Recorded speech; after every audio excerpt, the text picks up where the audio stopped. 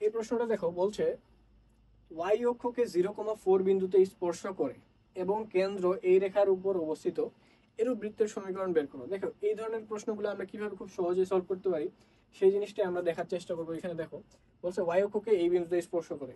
আমি এরকম আরেকটা ম্যাথ দেখাবো যেটাতে আমরা এক্স অক্ষকে স্পর্শ করবো এরকম। হ্যাঁ, তাহলে দেখো বলছে কি ওয়াই অক্ষকে কোন বিন্দুতে স্পর্শ করে 0,4। তাহলে ধরো যে বৃত্তটা হচ্ছে এরকম। ওকে, তাহলে এটা হচ্ছে কি আমাদের 0,4।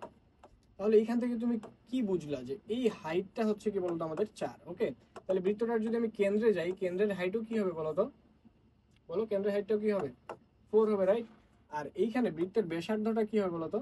ব্যাসার্ধটা ধরলাম যে বৃত্তের ব্যাসার্ধ হচ্ছে আর। তাহলে তুমি এখান থেকে আমাকে বলো যে কেন্দ্রের স্থানাঙ্ক কি হয়ে যাচ্ছে? কেন্দ্রের স্থানাঙ্ক হচ্ছে r,4। বুঝতে পারছো জিনিসটা? কারণ কি এটা হচ্ছে 4, এই যে এই হাইটটা হচ্ছে 4, তাহলে এইখান থেকে এই হাইটটাও কি পেয়ে গেলাম বলো তো? আমরা 4 পেয়ে গেলাম। তাহলে এটা 4 আর বৃত্তের ব্যাসার্ধকে r ধরলাম, তাহলে কেন্দ্রের স্থানাঙ্ক কি হবে? r,4। ওকে, তাহলে এখন দেখো আমাদের বৃত্তের সমীকরণ বের করতে আমাদের কিন্তু দুইটা জিনিস লাগে, কি বলতো? কেন্দ্র এবং ব্যাসার্ধ। তো কেন্দ্র ব্যাসার্ধ দুইটাই পেয়ে গেছি, শুধুমাত্র আননোন কি আমাদের এখানে বলতো? আর। তাহলে আর বের করবো কিভাবে? এই যে বলছে যে কেন্দ্র এই রেখার উপর অবস্থিত, তাহলে কেন্দ্রটা অবশ্যই এই রেখা দিয়ে কি হবে বলতো? সিদ্ধ করা যাবে। হ্যাঁ, তাহলে এক্স এর জায়গায় কি বসাবো বলতো? এক্স এর জায়গায় বসাবো আর, আর ওয়াই এর জায়গায় কি বসাবো বলতো? 4। তাহলে এটা যদি স্যাটিসফাই করে তাহলে দেখো 5r ইকুয়াল হচ্ছে তোমার কত? 30। তাহলে আর ইকুয়াল কত চলে আসলো বলতো? 6। ঠিক আছে, তাহলে আর এর মান যদি আমরা 6 এখানে বসায় দিই তাহলে আমাদের কেন্দ্র হয়ে যাচ্ছে 6,4 আর ব্যাসার্ধ কত বলতো? 6। তাহলে অর্থাৎ বৃত্তের সমীকরণটা আমরা পেয়ে গেলাম। দেখো x minus x one square y minus y one square equal কি বলতো?